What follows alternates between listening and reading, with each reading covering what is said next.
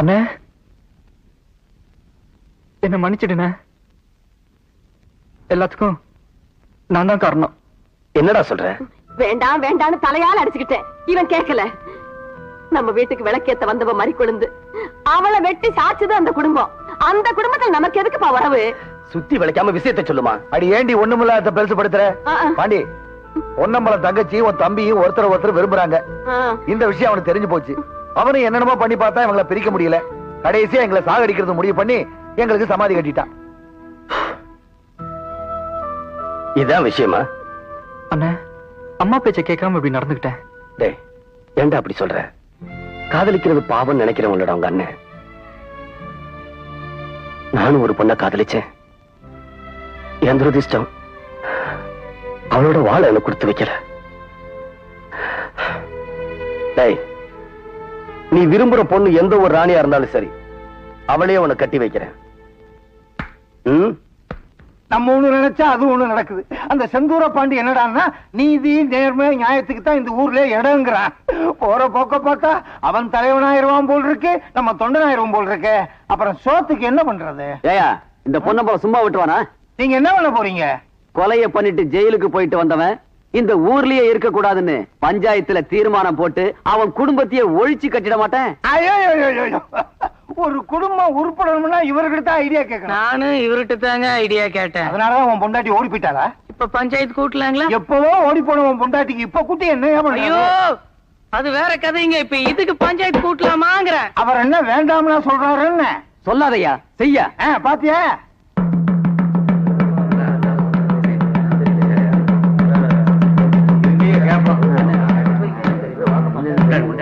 இதனால அரசம்பட்டி ஊர் சனங்களுக்கு சொல்லிக்கிறது என்னன்னா, நாளை காலையில ஊர் தலைவர் வீட்டுல பஞ்சாயத்து கூடுது. தவறாம எல்லாரும் கலந்துங்க சாமியோ.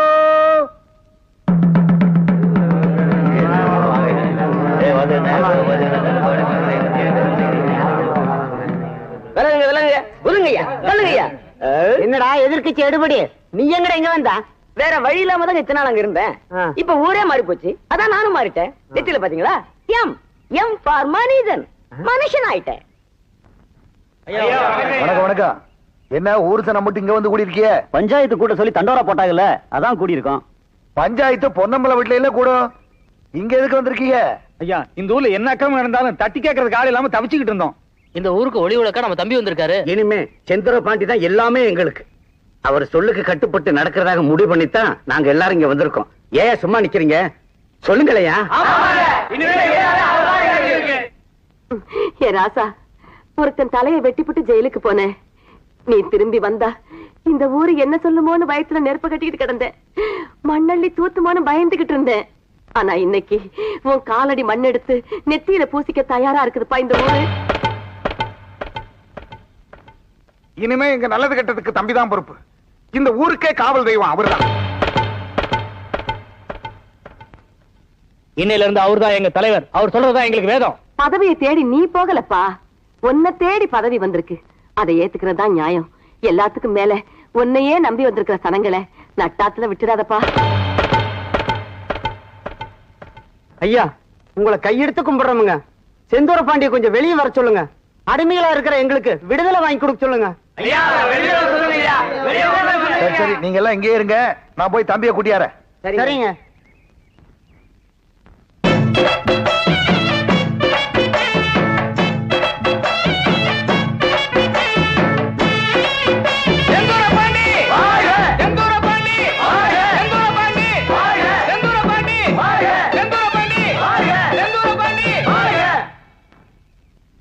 உங்க எல்லாருக்கும் வணக்கம். நான் மட்டும் இல்ல, எல்லாருமே வாழணும். பதவியை சுகமா நினைக்கிறவன் தலைவன் இல்ல, சுமையா நினைச்சு உழைக்கிறவன் தான் உண்மையான தலைவன். இந்த நிமிஷத்துல இருந்து உங்களுக்கு தலைவனா இல்ல, ஒரு தொண்டனா இருந்து உழைக்கிறேன். என்ன கூட பிறந்தவனா நினைச்சு உங்க குறைகளை என்கிட்ட சொல்லுங்க. என் உயிரை கொடுத்தாவது அதை நான் தீர்த்து வைக்கிறேன்.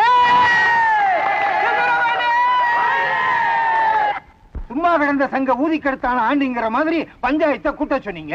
இப்ப என்னடான்னா ஊர்ல உள்ள காக்கா குருவி எல்லாம் செந்தூர பாண்டி வீட்டுக்கு போய் சேர்ந்துருச்சு. அவன் தேர்தலே இல்லாம தலைவன் ஆயிட்டான். உங்களுக்கு டெபாசிட்டே போயிருச்சே.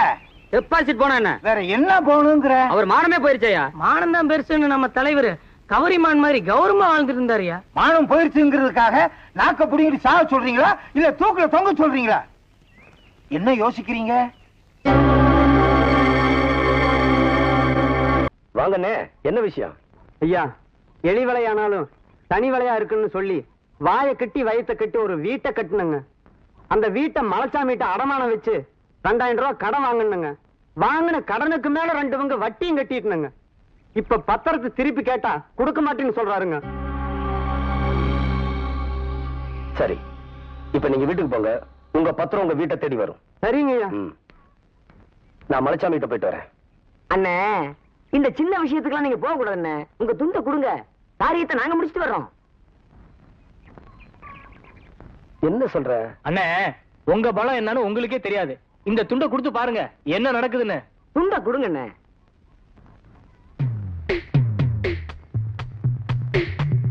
அந்த துண்டு பசங்களுக்கு இந்த துண்டு பத்தாதா? யோ மலைச்சாமி, வாயா வெளிய. யார் அது? இவனா? என்னடா உருவமே மாறி வந்திருக்க? ஊரே மாறி போச்சு, அதான் உருவமும் மாறி போச்சு. கையில என்ன துண்டு? இது சாதாரண துண்டு இல்ல, எங்க தலைவர் செந்தூர பாண்டியோட துண்டு. அடா அறிவு, என்ன விசேஷம்? ஹலோ சுந்தரலிங்கம், எப்படியா இருக்க? பேரை சொல்லி கூப்பிடுற அளவுக்கு நீ வளர்ந்துட்டியா? வாடா போடான்னு கூப்பிடாம இருந்தன, அது வரைக்கும் சந்தோஷப்படு. பாத்தியா, பட்டு 799 ரூபாய் 95 காசு. அட பாவிகளா, இந்த ஊர்ல எவன் வேஷ்டி கட்டுறதுனே ஒரு விவசாயம் இல்லாம போயிருச்சே. என்ன பண்ண போற? இனிமே நான் வேஷ்டி கட்ட போறது இல்ல. இது எப்படி இருக்கு? லட்சணமா இருக்கு. கண்டினியூ பண்ண போறேன். காத்தோட்டமா இருக்கு. உங்க அக்கிரமத்தெல்லாம் தட்டி கேட்க ஒருத்தர் வந்துட்டார். இனிமே ஜாக்கிரதையா இருங்க.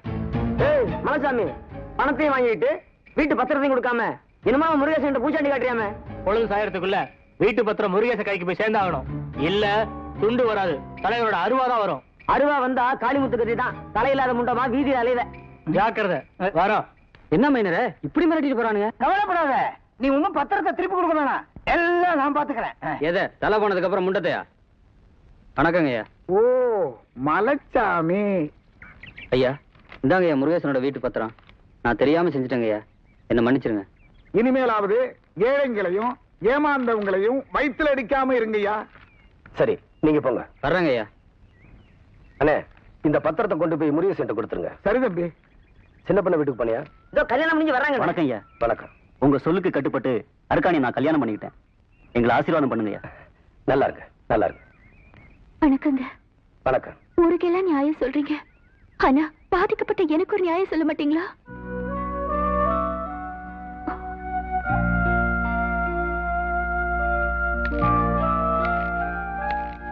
உனக்கு என்னம்மா பிரச்சனை? நான் உங்க தம்பி மேல உயிரையே வச்சிருக்கேன்னு உங்களுக்கு தெரியும்ல.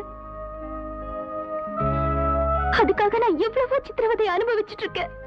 இதெல்லாம் தெரிஞ்சும் ஏன் மௌனமாவே இருக்கீங்க? நீங்க வந்த பிறகாவது எங்களை சேர்த்து வைப்பீங்கன்னு நம்பிக்கையோட இருந்தோம். இப்ப அந்த நம்பிக்கையும் போயிடுச்சு. அம்மா, நான் பழைய செந்தூர பாண்டியா இருந்திருந்தா விஷயம் தெரிஞ்ச அன்னைக்கே உங்க கல்யாணத்தை நடத்திருப்பேன். ஆனா இன்னைக்கு நல்லது கெட்டதுக்கு தீர்ப்பு சொல்ற அளவுக்கு இந்த ஊர் எனக்கு மரியாதையை கொடுத்திருக்கு.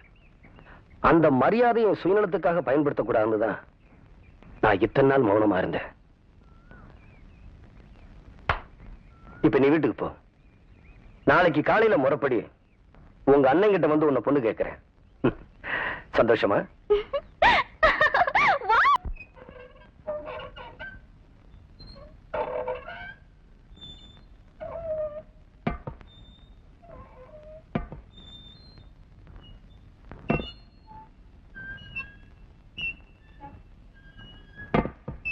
வாங்க தலைவரே, வழக்கமா துண்டு தான் வரும், நீங்களே நேர்ல வந்துட்டீங்க, அதுவும் தேங்காய் பழத்தட்டோட.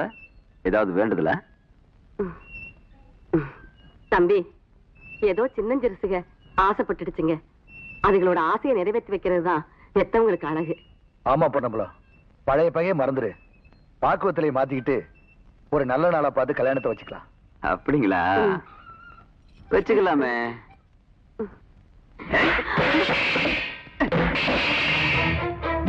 பொன்னம்பலம், நாங்க முறைப்படி பொண்ணு கேட்டு வந்தோம், நீ முறை தவறி நடந்துகிட்ட. உனக்கு இன்னைக்கு சாயந்தரம் வரைக்கும் டைம் தரேன்.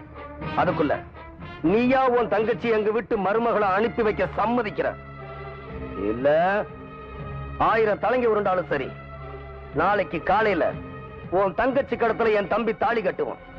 இத நடத்தி காட்டல நான் செந்தூர பாண்டியில. வாங்க.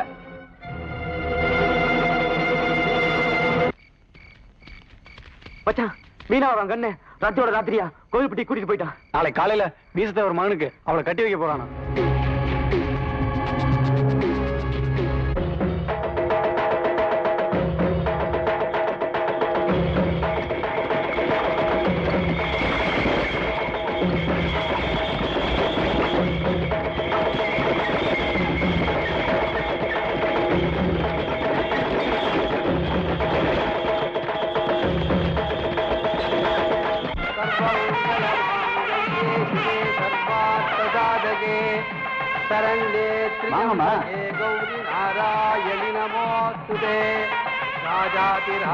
கல்யாணத்தை நிறுத்துங்க.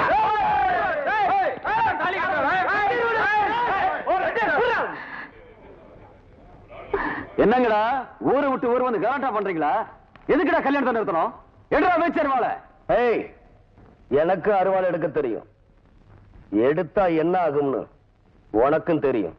மாப்பிள, யார் இவங்க எல்லாம்? எதுக்கு தகராறு பண்ண வந்திருக்காங்க? அது வந்து மாமா ஒண்ணு இல்ல.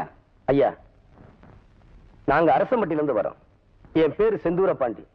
என் தம்பியும் பொன்னம்பலம் தங்கச்சியும் ஒருத்தர் மனசார விரும்புறாங்க.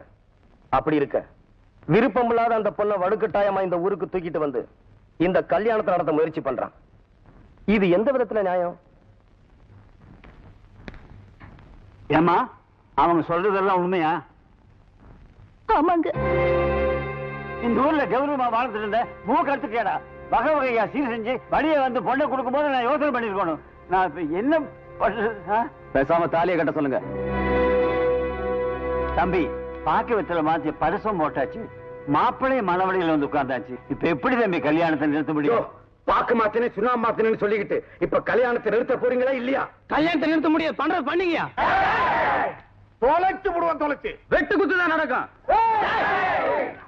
இத பாருங்க, இது எங்க 2 பேருடைய சொந்த பிரச்சனை. இத 2 ஊர் பிரச்சனை ஆக்க வேண்டாம்னு நினைக்கிறேன். நீங்க சொல்றது நியாயம் தான் தம்பி. இப்ப இதுக்கு என்ன முடிவு எடுக்கிறது? ஐயா, காதலிச்சதுனால என் தம்பிக்கு உரிமை இருக்கு. பரிசம் போட்டதுனால உங்க பையனுக்கு உறவு இருக்கு. மண்ணும் பொண்ணும் ஒரு வீரனுக்கு சொந்தமாகிறது தான் நம்ம மண்ணோட வழக்கம். அதனாலதான் அந்த காலத்துல பொண்ணுங்க மஞ்சு விரட்டுல மாப்பிள்ளையை தேர்ந்தெடுத்தாங்க. இந்த பிரச்சனைக்காக 2 ஊரும் மோதிக்க வேண்டாம். உங்க மகனும் என் தம்பியும் மோதட்டும். இதுல யாரு ஜெயிக்கிறாங்களோ அவன் அந்த பொண்ணு கிடத்துல தாலி கட்டட்டும். சரி தம்பி, அப்படியே செய்வோம்.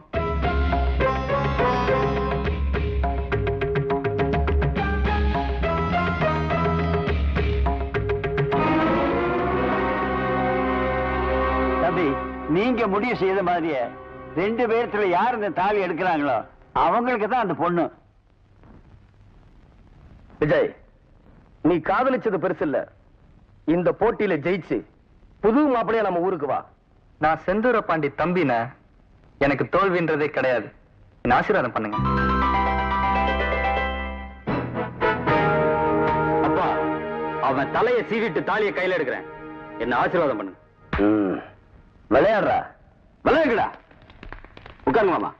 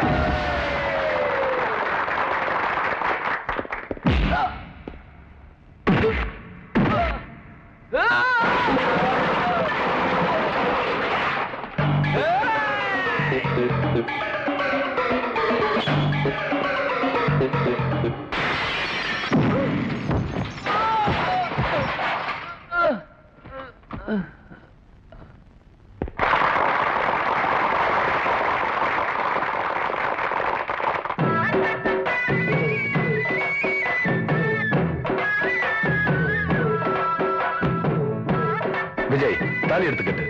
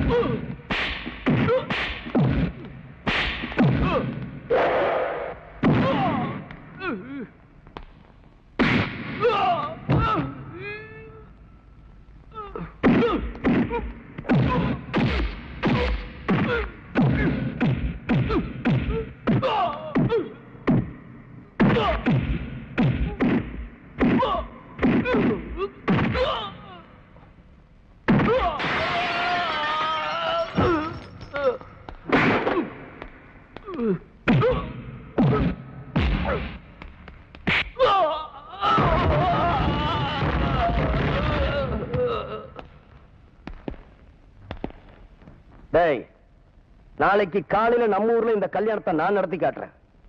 உன்னால முடிஞ்சா நிறுத்திப்பார்.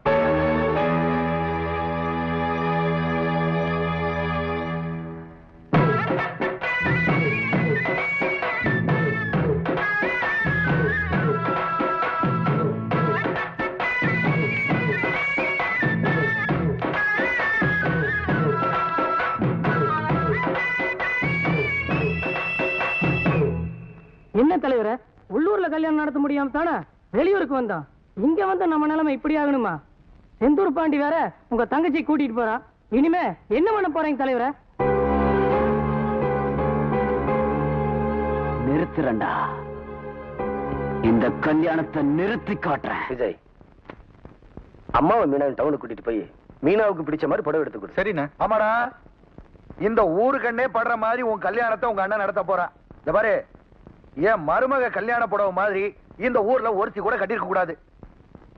பாடி, நீ போய் ஐயருக்கு சொல்லிட்டு வந்துருப்பா. அப்பா, என் கல்யாணத்துக்கு இந்த ஐயருக்கு எல்லாம் யாரும் தேவையில்லை. நீங்களும் அம்மாவும் தாலி எடுத்து கொடுக்குறீங்க, நான் மீனா கழுத்துல கட்டுறேன். என்னடா இப்படி சொல்றான்? என் தம்பியாச்சே, அப்படிதான் சொல்லுவான். விஜய், நேரமாச்சே, கிளம்புங்க. அம்மா கிளம்புங்க. போங்க போங்க போங்க. அப்பா, மண்டபத்துக்கு போய் கல்யாண வேலையெல்லாம் கவனிச்சுட்டு வந்துடுறேன். சரிப்பா, போப்பா போப்பா. என்னம்மா இத்தனை படம் எடுத்து போட்டிருக்க, ஒண்ணு கூட பிடிக்கலையா? இருங்க ஐயா, அவசரப்படுறீங்களே. என் பிள்ளைக்கு கல்யாணம் ஐயா. என் மருமக நிறத்துக்கு ஏத்த மாதிரி நான் தேட வேண்டாம். பொம்பளைகளை மட்டும் திருப்தி படுத்தவே முடியாதுயா. என்னத்தை திருப்திப்படுத்த முடியாது? இப்படி எல்லாம் பேசினா நாங்க வேற கடைக்கு போயிடுவோம். ஐயோ வேண்டாங்க, இங்கே இருங்க. அது என்ன மேல மேல? அது இந்த பாருங்க. இது என்ன ஒளிச்சு வச்சுக்கிட்டீங்களா? இல்லம்மா. எங்க பாப்போம், இதுலதான் கருகு நிறைய இருக்கு. ராசாத்தி ரொம்ப அழகா இருக்கு. உனக்கு பிடிச்சிருக்க ஐயா? உங்களுக்கு பிடிச்ச எனக்கு பிடிச்ச மாதிரிமா. அப்புறம் என்ன, இதையே எடுத்துருவோம். இதையே கொடுத்துருங்க ஐயா. அப்ப ராசா போவோமா? கொஞ்சம் இருங்கம்மா. அம்மா, இது நல்லா இருக்கா பாருங்க. எதுக்குப்பா இது? உங்களுக்கு தான். எனக்கா? எனக்கு எதுக்குப்பா இந்த அவசரத்துல? வேண்டாம். அட, ஏன் கல்யாணத்துக்கு நான் எடுத்து கொடுக்குறேன். மஞ்சள் கலர் உங்களுக்கு மங்களகரமா இருக்கும். இத கட்டிக்கிட்டு போனீங்கன்னா அப்பா பார்த்து அப்படியே மயங்கி விழுந்துறாரு. பாண்டி, கல்யாண மண்டபத்துக்கு போனியே, மணவரையெல்லாம் ரெடி பண்ணிட்டிய?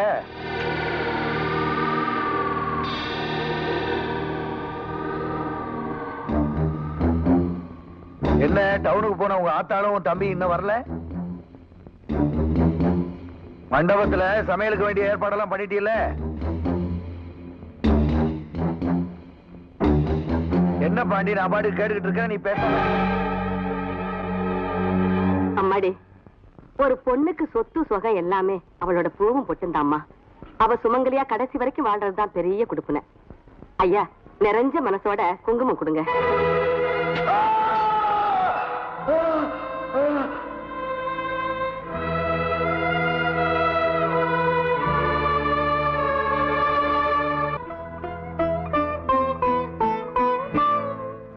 அத்தா, நாளைக்கு காலையில இந்த தாலி உன் கழுத்துல ஏற போகுது.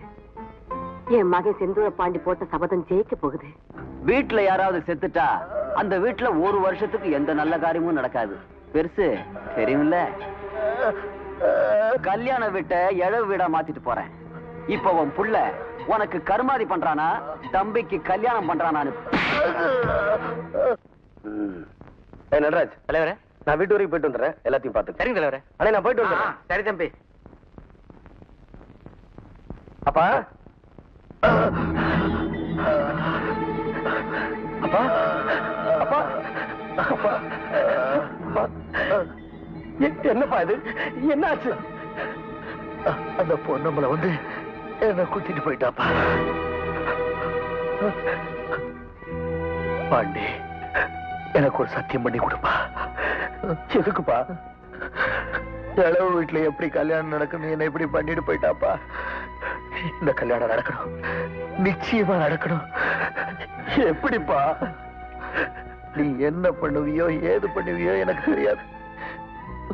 உங்க அம்மா சுமங்கலியா இருந்து இந்த கல்யாணத்தை நடத்தி வைக்கணும்.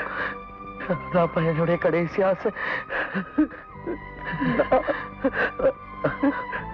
பாண்டி, என் மருமக கழுத்துல தாலி ஏறதுக்கு அப்புறம் தான் உங்க அம்மா கழுத்துல இருக்கிற தாலி இறங்கணும். எனக்கு சத்தியம் பண்ணி கொடுப்பா.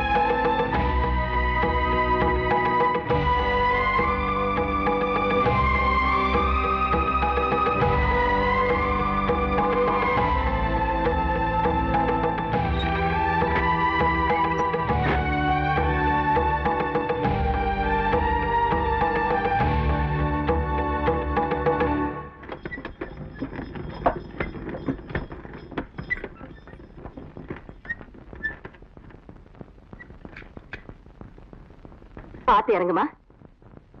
வாங்க, சீக்கிரம் வாங்க. நல்ல நேரத்துக்குள்ள மண்டபத்துக்கு போகணும். பாண்டி, என்னப்பா இங்க இருக்க? மண்டபத்துல கல்யாணத்துக்கு வேண்டிய ஏற்பாடு நடந்துகிட்டு இருக்குல்ல? இங்க பாத்தியா, என் மருமகளுக்கு ஏன் தாலி மாதிரியே அவளுக்கும் வாங்கிட்டு வந்திருக்கேன். இங்க பாரு, ரெண்டும் ஒரே மாதிரி இருக்கு.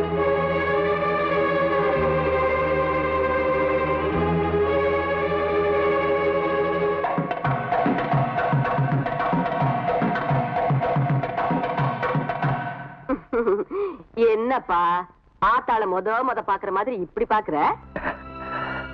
ஒண்ணுமில்லம்மா, தலை நிறைய பூவும் நெத்தியில பொட்டுமா உங்களை பார்க்கும்போது எவ்வளவு அழகா இருக்கீங்க தெரியுமா? இந்த பூவோடையும் பொட்டோடையும் உங்க அப்பா மடியில உசுரப்படணும்னு தாப்பா நான் தினம் கடவுளை வேண்டிக்கிட்டு இருக்கேன். ஆமா, எங்க உங்க அப்பா? அது வந்துமா, பக்கத்தூர்ல என் தலைமையில கல்யாணம் நடத்தணும்னு சொன்னாங்க. நான் கல்யாண மண்டபத்துல இருந்ததுனால அப்பா போயிட்டாருமா. புள்ள கல்யாணத்தை விட அது ரொம்ப முக்கியமா போயிடுச்சா? என்கிட்ட கூட சொல்லாம போறதுக்கு? என்கிட்ட சொல்லிட்டு தாமா போனாரு.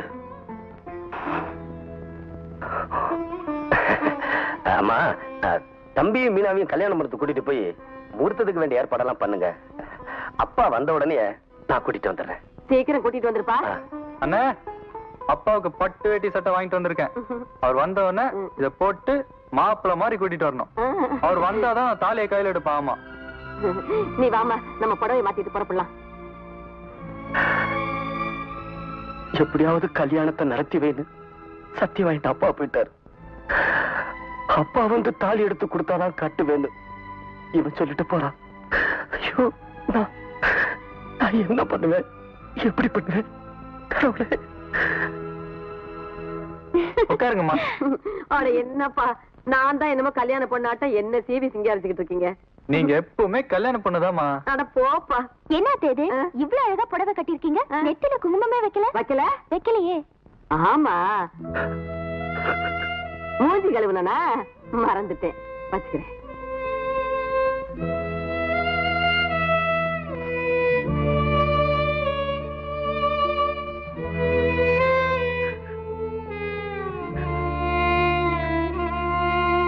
அண்ணா, அம்மாவை பார், மகாலட்சுமி மாதிரி வர்றாங்க.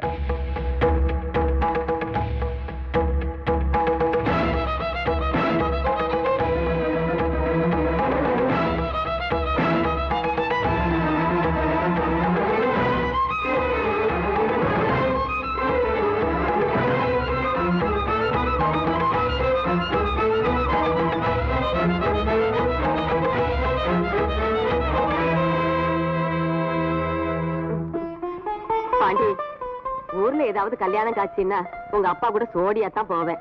அவர் இல்லாம நான் எங்கேயும் போனதில்லை. சீக்கிரம் கூட்டிட்டு வந்துருப்பா. வாங்க.